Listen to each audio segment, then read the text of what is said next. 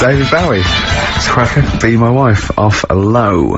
Very good indeed. Yeah. Rick, you know my frustration with the homeless? Yeah. You know they wind me up. Walking through Soho last night, I saw a homeless fella reading a book. Yeah. Well, I'll tell you this, if he's got the wherewithal to read a book, right, he's obviously, you know, he wants to keep himself occupied, his mind educated. Yeah. My point is, why not, instead of reading a book, have a quick look through the job vacancies section of the Evening Standard, or maybe just take the time to fill in some kind of application form for, you know, maybe, you know, so a job or something like that. confusing there is the ability to read with the ability to house yourself. Well, no, because what I'm saying is, it seems to me he's obviously got a certain, you know, grasp psychologically of, you know, his where they're he's not like, mental people who haven't got houses. A lot of them are, Rick. I've seen them dancing and shouting and screaming, you know, and pissing in doorways and stuff. Yeah, again, you're confusing homelessness with trampiness. Well, again, you know, some people just have left home and they haven't got a... Gervais, I'm not a sociologist. No. Sorry if I can't spot all the clever distinctions that a trained expert such as yourself can. Well, all I know is, there was a fella reading a book. Well, you know the ones that have got beards and sing little tunes and they smell of piss. They're my favourite, right? They are brilliant. Yeah, and they're drinking special brew. Yeah. First thing in the morning. That's an alcoholic tramp, yeah, right? They are. You know the ones that sit with a dog or Selbig issue, they just haven't got their own place. Right. Do you see? Okay. Well, again, I mean, because it is tricky finding a place, I know, because I had to move house recently, and it's a nightmare. I had to get, like, estate agents on it, and I had to go and see a load of places, and I was doing a job as well, you know, I still managed to fit it in. This guy's just lounging around on the street, so I'm surprised he can't find loads of places to live. I'm surprised he can't find the time to visit a couple of different residences. Yeah. Because there's some pretty cheap ones, you know, if you go kind of a bit farther out of London. Maybe it's because he wants to live in the Soho area, and frankly, it's expensive. What I'm confused about is the number of homeless people that recognise me and say they'll enjoy The Office. They've got to be watching it through Dixon's window. I think that's probably demographic that's sort of hung over from some of your previous TV work. The 11 o'clock show? Yeah, you know, or stuff like that. The ones that used to set fire to. Yeah, exactly. Tramps and the French for me. Exactly, yeah. Some of the weirdos. Sure. Or maybe sort of people who watched, you know, have watched the show and then have fallen on hard times since then, I don't know. Unless they're not necessarily linked. No, I wouldn't have thought so. Carl's lost in this conversation. Carl, are we boring you then? No, it's just, I don't know, it's a bit tight, innit? What? Because it's like, I sometimes think it could have been me. When I see homeless people and that, I just think, you know, I nearly killed a man once. It could have totally changed my life. Whoa, you want to slow down there. Just want to back up for a second.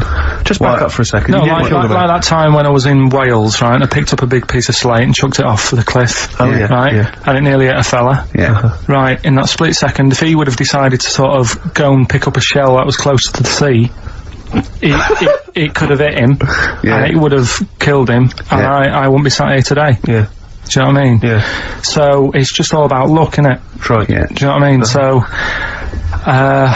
don't know, that's about it, really. That's the point, that's the political... What was the point again, that you're there for the grace of God? Yeah, no, he's saying, you know, you should count our blessings, because, you know, anything can happen. Yeah, you never know what's around the corner. Sure. Yeah, it's like, if Carl hadn't met us, he'd still be in that little room, making jingles. Now, he is a respected household name. Do you think he packed the book before he left home to become homeless? He thought, right, I need the clothes, I'm gonna need the cigarettes, I'm gonna need the dog and the piece of string, and I probably gonna need some reading literature as well, because I'm gonna get pretty bored, like, just sitting in the street begging all day. Maybe I should take, I wanna catch up on, some of the stuff I haven't read, you know. Or maybe it's one of those themed holidays, you know those trendy middle-class people? Right. They go on, like, the adventure holidays and danger holidays. Maybe the latest one, amongst sort of, like, yuppie types, is, homeless holidays. Exactly, yeah. They pay, like, £10,000. Exactly. And they really get a little area of sort of the streets of Soho. And people come up to them and abuse them. Yeah. They're all paid, they're all actors. Yeah. They get beaten up at night when they're sleeping under a bridge. They get to try a really safe sort of form of heroin. Sure, yeah. That sounds brilliant. Now that's worth marketing, Themed holidays. Themed holidays like that. You can have homeless. Yeah. You can have, like, rent boy holidays. Find out what it's like to be a rent boy for 3 weeks. Yeah, and then, they have to and make a little bit of money on the side. They have to wean them off it. Exactly. At the end, they go, no, don't keep sucking it.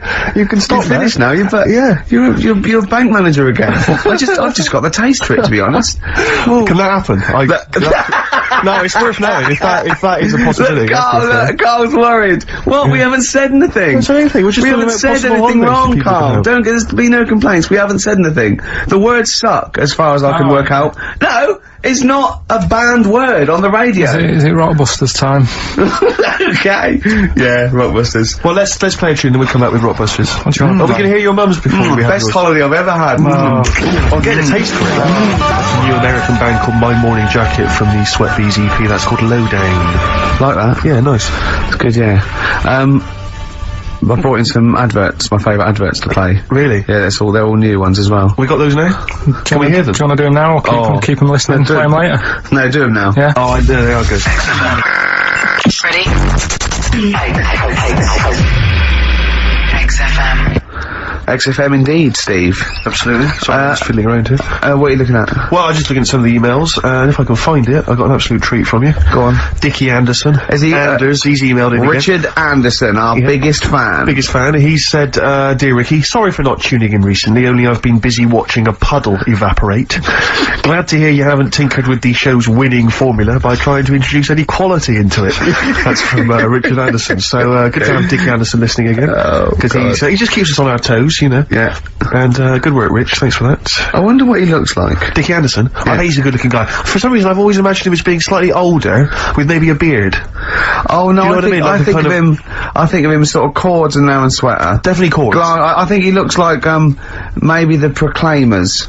Yeah, but again, with a beard or at least a moustache. Yeah. I don't know why I'm seeing some kind of facial hair. And he's sort of like, he likes the Cure and the Swiss Nut, but, he snarls at everything. He thinks everything's puerile. Yeah. I bet he prefers Radio 5. Do you think Radio 5? Yeah. 5, yeah. And 4. I bet he's a real music snob as well. I bet there's certain bands, it's like rubbish. The Blazing Squad, rubbish. All pop music, rubbish. Britney Spears, rubbish. Is this defamation of character? He's slagged you off enough times, Rick, and the show. I don't know. And I'm only saying it's my opinion, I imagine, so, yeah, I mean, we don't know. I mean, you know, you could be a lovely guy. to be honest, I'm getting to like him. What I like about Richard is he's willing to say what he thinks. Well, it's more than that. He's a bit like Eminem. No, it's more than that. He actually hits on the truth too often for my liking. Yeah, well, I mean, this is a shoddy show with very, very little to offer. You got to remember though, it is a bronze-winning show. We did win a bronze award at the Sonys last year. One of the most coveted of the awards. Yeah, bronze. In my opinion, the bronze is slightly better than the gold. Well, a lot of people don't win the bronze. Rick. You got to remember that there's not many people who win the bronze. Gold is, gold's got no intrinsic value. It's just a currency, and in my opinion, bronze is better. yeah. In a way. Carl, Rockbusters, Carl. Yeah, no, Listen. we did get a bronze, but this year we introduced Rockbusters. Things will be changing. So, Hey, we didn't introduce Rockbusters, Carl. Please don't tar us with that brush. Yeah. You introduced And also, do you remember the show that got that bronze was the show with the complaint that was upheld by the radio authority? Was it really? Yeah, the show that got the award and was nominated was the one with the only upheld complaint we've ever had. Do you think if we hadn't discussed that particular subject for quite as long, we could have got the silver? I think it was the mention of, and I say this meaning male birds, of all the cocks. Right. Yeah. But do you think the Sony committee was going, I enjoyed the show, if they had mentioned cocks, meaning birds, Yeah, the birds, yeah. I'd have given it the silver. Yeah. So, Carl getting nervous. Rockbusters then. Chance to win all that stuff Steve was talking about before. We give initials and a cryptic clue, and it's a band. And there's 3 of them, and you email in ricky.gervais@xfm.co.uk. Yeah. Right? Do you want some of me mums? Well, I think before you give us your own, we should hear your mums, just to sort of set the tone and for people to get their heads around the whole idea. She sent some more, they're still not that up to scratch. First one, this group are nice on toast. Marmalade? Jam. Yeah. Which one? Jam. Okay. Marmalade would have worked. Marmo's just as good, yeah. This man liked his wine. This man liked his wine. Dean Martin. What? So no cryptic clue, just a man who drinks? Yeah.